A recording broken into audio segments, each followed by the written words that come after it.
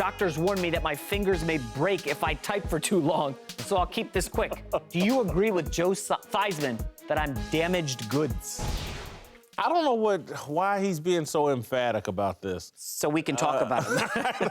Perhaps. Nah, I think he's going too far. Look, we just saw Peyton Manning with a bad neck go to Denver and have some success, major success, and then get dragged to a Super Bowl.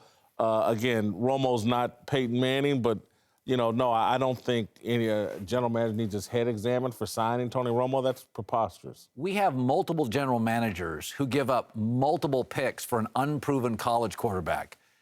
Spending some money on Romo is outrageous. I understand his theory. But look how many quarterbacks this year have missed games. Big Ben, Cam, Luck, Cutler, Carson. Quarterbacks get hurt. Outside of Eli Manning, they all get hurt. New England's had two of them hurt, Garoppolo and Brady.